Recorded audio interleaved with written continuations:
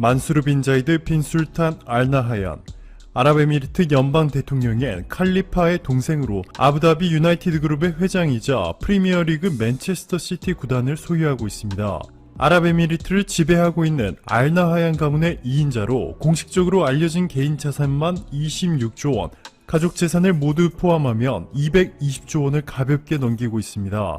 대한민국 재계서열 1위, 삼성의 이건희 회장이 21조 원, 이재용 부회장 8조 원, 홍라이 전 리움미술관장 3조 원, 이부진 신라호텔 사장과 이서연 삼성복지재단 이사장 2조 원씩으로 삼성 일가의 재산이 36조 원인데 만수르 패밀리는 삼성가의 6배에 육박하는 막대한 재산을 보유하고 있습니다. 만수르의 재산은 이자 수입으로만 1초에 13만 원씩 불어나고 있고 일부 다처제가 허용되고 있기 때문에 두바이 총리의 딸 그리고 두바이 공주 이렇게 2명의 아내를 두었습니다. TV 프로그램을 통해 만수르의 가정부 연봉이 무려 2억 원에 달하는 것으로 알려지면서 화제가 되기도 했죠. 이렇게 알나하얀 가문의 모든 일상이 전세계의 뜨거운 관심을 받는 가운데 최근 만수르 패밀리가 한국을 찾아 전세계의 시선을 집중시켰습니다. 만수르의 2살 아래 동생인 압둘라는 아랍에미리트의 외교부 장관이죠. 압둘라 장관이 바로 오늘 한국을 찾아 강경화 외교부 장관과 회담을 가졌는데 이번 한국 방문의 의미가 상당한 것은 압둘라 아랍에미리트 외교부 장관이 코로나19 사태 이후 첫 해외 출장이기 때문입니다. 그만큼 아랍에미리트가 한국을 외교적으로 가장 중요하게 생각하고 있다는 것이고 이번에도 역시 우리를 놀라게 할 만한 선물 보따리를 가져왔습니다. 한국이 최초로 수출한 원전이 바로 아랍에미리트가 요청한 바라카 원전이죠. 한국의 원전 기술은 이례적으로 미국과 유럽에서 모두 우수성 인증을 획득했죠. 아랍에미리트가 무려 22조 원을 지불하고 한국에 건설을 요청한 사업이 바로 바라카 원전입니다. 그리고 최근 드디어 10년 만에 바라카 원전이 완공됐는데 결과물이 공개되자 한국에 대한 극찬이 쏟아지고 있습니다.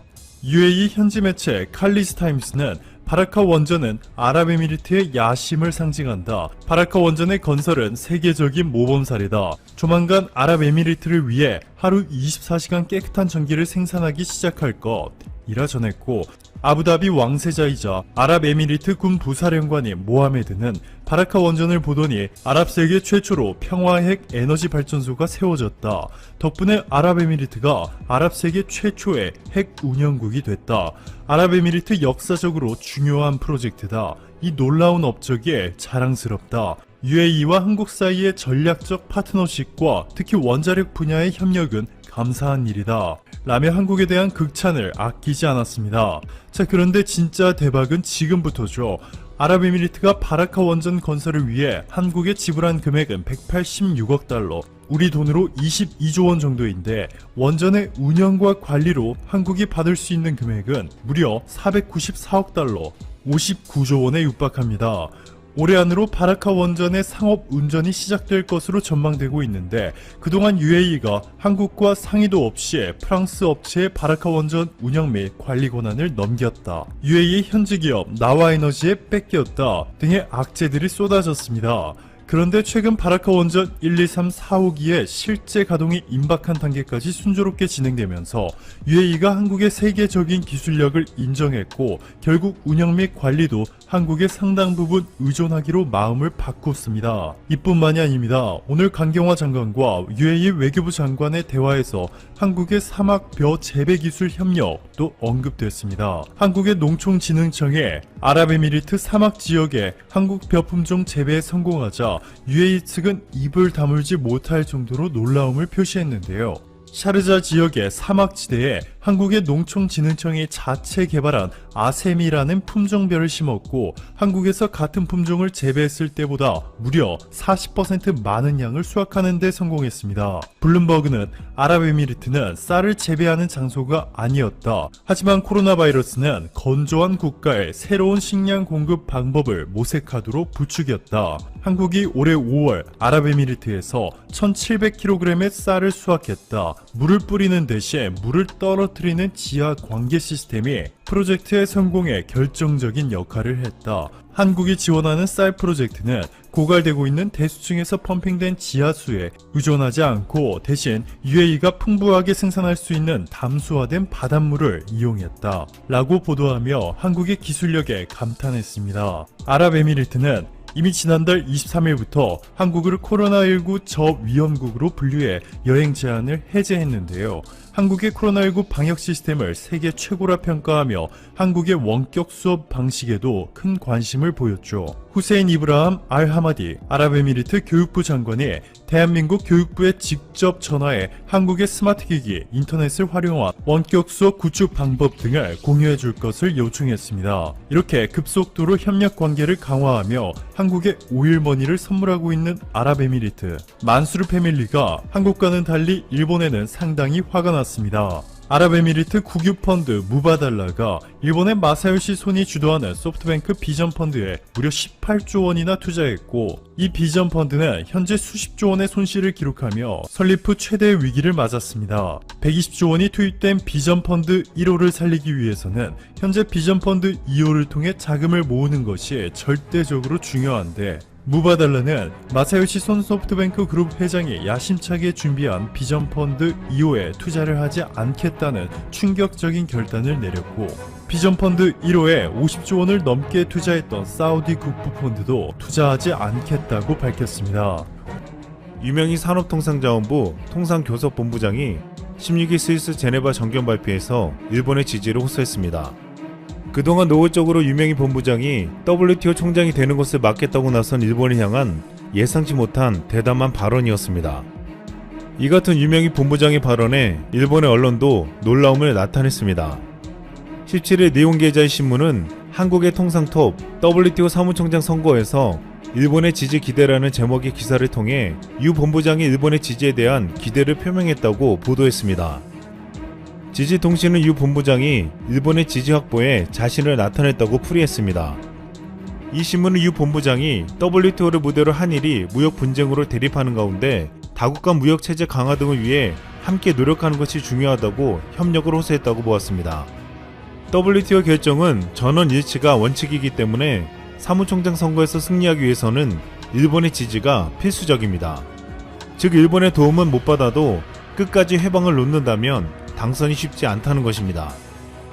TBS 뉴스는 반도체 소재 수출 관리 강화를 둘러싸고 일본을 WTO에 제소하고 있는 한국이지만 이날은 일본을 자극하는 것을 피했다고 보았습니다. 또한 유 본부장이 현재 진행 중인 분쟁에 대해 코멘트하는 것은 피하겠다. 양국은 다국 간 무역 시스템을 유지, 추진, 향상시켜 나가는 점을 서로 이해하고 있다고 발언했다고 전하며 일본 측을 자극하는 것을 피했다고 풀이했습니다. 실제로 유 본부장은 일본을 자극하지 않는 유화책을 쓰면서 불리한 상황에서도 정면으로 돌파하는 전략을 세운 것으로 보이고 있습니다. 이전 보도에서 한국에서 출마한 유 본부장이 당선되면 일본은 성가신 존재가 될 것이라며 거부감을 보였지만 유명희 본부장이 이 같은 일본을 웃는 얼굴로 설득하고 포용적인 모습을 전세계 국가들에게 보여주며 압박할 예정입니다. 또한 유명희 본부장은 WTO 회원국 대사들이 모인 가운데 인상적인 강력한 발언들을 했습니다. 한국이 다자 무역을 통해 세계 최빈국에서 무역 대국으로 성장했듯이 모든 WTO 회원국도 이런 기회를 누려야 한다는 책임감이 입후보했다고 말하며 25년간 통상 분야에서 실무를 경험했고 통상 장관으로서 주요 무역 협정 체결에 관여했다며 이런 경험과 전문성을 활용해 WTO 보건 및 부응의 해법을 제공하겠다고 말했습니다. 이제 8명의 후보가 입후보한 상황에서 치열한 경쟁과 일본의 견제를 이겨내고 유명희 본부장이 최후의 한 명이 될지가 관심이 집중되고 있습니다. 우리나라는 이번이 세 번째 도전인데 최근에 K-방역으로 대한민국의 위상이 그 어느 때보다도 높아진 만큼 최초의 WTO 수장을 배출할 가능성이 높다고 보고 있습니다. 일본이 막으려고 하는 것은 WTO 총장 외에도 한국이 G7 정상회의에 참여하는 것입니다. 일본은 노골적으로 미국에 한국을 G7에 참여시키는 것을 반대해 논란이 되었습니다. 이에 분노한 청와대는 이런 일본의 행태를 모렴치의 수준이 전세계 최상위권이라고 이례적으로 비판했습니다. 이어 청와대 고위 관계자는 국제사회, 특히 선진국들은 일본의 이 같은 수준을 충분히 인지하고 있기 때문에 한국의 G7 참여에 별 영향은 없을 것으로 본다고 밝히기도 했습니다. 최근 조세영 외교부 1차관은 일본은 한국의 G7 가입을 지지하면 우리 국민들이 일본을 보는 눈이 달라질 것이라고 말하기도 했습니다. 이렇게 일본의 한국 견제에 대해서 우리는 그 같은 속 좁은 짓을 그만두라고 종용하고 있습니다. 여기에서 영국에서 한국이 G7 정상회의에 참여하기를 희망한다는 소식이 전해졌습니다. 국회 외교통상위원장인 송영길 의원은 16일 톰 투게나트 영국 하원 외교특별위원회 위원장과 전화회담을 갖고 양국 의회의 협력을 약속했습니다. 투게나트 위원장은 한국이 주요 7개국 정상회의에 초청된 데 대해 한국이 참여하기를 희망한다고 말했다고 송 위원장은 설명했습니다. 영국이 적극적으로 한국의 참여를 희망하는 데는 중요한 이유들이 있다고 보고 있습니다. 영국은 최근 감염병 사태에 이어 브렉시트와 홍콩 보안법까지 큰 어려움에 처해 있습니다. 최근 영국은 화웨이를 5G 사업에서 배제하려는 움직임을 보이고 있습니다. 영국 정부가 올 연말부터 5세대 이동통신망 구축과 관련해 중국 화웨이 장비를 구입하지 않기로 한 것입니다. 또한 2027년까지 통신망이 이미 들어간 화웨이 장비를 완전히 퇴출할 계획입니다. 올리버 다우든 디지털 문화부 장관은 지난 14일 영국 하원에 출석해 이 같은 정부 결정을 발표했습니다. 다우든 장관은 쉬운 결정은 아니지만 영국 통신 네트워크와 국가안보, 경제를 위해 지금은 물론 장기적으로 옳은 결정이라고 밝혔습니다. 하지만 중국은 5G 이동통신망에서 중국 화웨이 장비를 배제하기로 한 영국을 향해 대가를 치러야 할 수 있다고 경고했습니다. 중국이 실제로 투자를 중단하면 영국엔 치명적일 수 있다고 보고 있습니다. 중국이 영국의 인프라 등에 투자하기로 약속한 금액은 1,050억 파운드, 하나로 약 158조 원에 달하고 2019년 통계를 기준으로 영국의 중국에 대한 수출 규모는 226억 파운드, 하나로 약 33조 8,900억 원으로 수출량이 5번째로 많은 국가입니다. 또한 중국으로부터의 수입 규모는 447억 파운드, 약 67조 원으로 4번째로 수입량이 많습니다. 또한 영국 내 핵발전소 건설 사업에도 중국 국영기업이 깊게 관여하고 있고 영국 최대 상하수도 업체인 테임즈워터 지분의 10%도 중국 국부펀드인 중국투자공사가 가지고 있습니다. 말 그대로 현재 중국과 충돌하는 것은 영국에게는 위험한 모험이 될 수도 있다는 것입니다. 게다가 감염병 사태와 브렉시트까지 겹친 상황은 영국에게 큰 위기를 찾아오게 만들 것이라고 말하고 있습니다. 여기서 지난 2016년 한 영국 기자의 주장이 다시 회자되고 있습니다. 영국 일간지 가디언의 칼럼 리스트인 크리스천 스퍼리언은 2016년 영국이 브렉시트 이후에도 번영할 수 있다는 증거를 원하느냐, 그럼 한국을 보라고 말했습니다. 먼저 한국과 영국은 여러 측면이 비슷하다고 했습니다. 거의 바다로 둘러싸인 한국은 약 10만 제곱킬로미터 면적에 5천만 명이 살고 있어 영국과 별로 차이가 없는 데다 영국처럼 고도로 도시화되어 있고 창의적인 소프트 파워를 주축으로 삼아 번영하고 있다는 것입니다. 이처럼 비슷한 여건을 가진 영국도 한국처럼 잘 해낼 수 있다고 하면서 이런 주장을 했습니다. 한국은 1997년 아시아 경제 위기를 맞았고 9.11 테러로 대미 수출이 급감한 데다 2008년 글로벌 금융 위기까지 직면했지만 한국은 놀라울 정도로 극복하고 성공적으로 경제를 운영하고 있다고 평가했습니다. 또한 이것은 수출 주도형 첨단 기술 기반 경제를 가지고 있기 때문이라며 이는 브렉시트 찬성 측과 영국 산업연맹이 항상 주장하는 것이라고 했습니다. 특히 중요한 것은 한국이 주요 무역 블록 가입 없이 천연자원 없이 이것을 해냈다고 했습니다. 결국 이 기자는 브렉시트 이후 영국의 희망을 한국에서 찾은 것입니다. 그런데 4년이 지난 지금 영국은 한국과 같은 상황을 또다시 맞이했습니다. 한국도 중국의 사드 보복으로 인해서 한국의 수출 기업과 관광업은 큰 타격을 입은 바 있었습니다. 그럼에도 한국은 수출을 다변화시켜서 중국의 영향력을 줄였고 결국 극복해냈습니다. 영국은 바이러스가 확산될 때도 한국의 방역을 극찬하며 한국식 접촉자 추적 방식을 배우겠다고 했고 한국에게서 진단키트를 수입해서 대처해 나갔습니다. 그리고 최근 중국 화웨이를 배제하면서 그 자리에 삼성전자가 들어와주길 바란다는 의향을 밝혔습니다. 이같이 지금 영국이 한국에 G7에 참여하기를 바라고 있다는 것은 지금 영국에게는 한국의 도움이 절실하게 필요하기 때문이라는 분석도 나오고 있습니다. 이번 영국의 화웨이 퇴출을 두고서 중국은 영국이 미국 편에 붙었다고 비판했지만 영국 파이낸셜 타임즈도 미국 트럼프 대통령에게 무릎을 꿇은 결과라고 비판하기도 했습니다. 자국에서도 이 같은 비판이 나오는 이유는 미국 또한 언제든지 자국의 신뢰를 위해 등을 돌릴 수 있기 때문입니다. 최근 미국은 디지털세, 일명 구글세 협상 결렬을 선언한 데 이어 EU와 영국의 에어버스 보조금과 관련해 추가 관세 방안을 들고 나왔습니다. 이뿐만 아니라 독일의 맥주부터 올리브, 케이크, 진, 보드카, 프랑스 명품 업체가 만드는 캐시미어 스웨터, 영국산 몰트 위스키, 비알코올성 맥주 등이 포함되어 있었습니다. 트럼프는 중국뿐만 아니라 전통적인 동맹국들까지도 뜻대로 되지 않으면 무역 보복을 감행했습니다. 미국을 믿고 중국을 싸웠다가는 언제든지 배신당할 수 있다는 것입니다. 이것은 우리나라도 다르지 않았습니다. 17일 한국사회란 별명을 가진 호걸 메릴랜드 주지사가 트럼프에 대한 놀라운 폭로를 했습니다. 트럼프가 지난 2월 문재인 대통령을 상대하는 건 정말 좋아하지 않는다. 한국인들은 끔찍한 사람들이다 라고 말했다는 것입니다.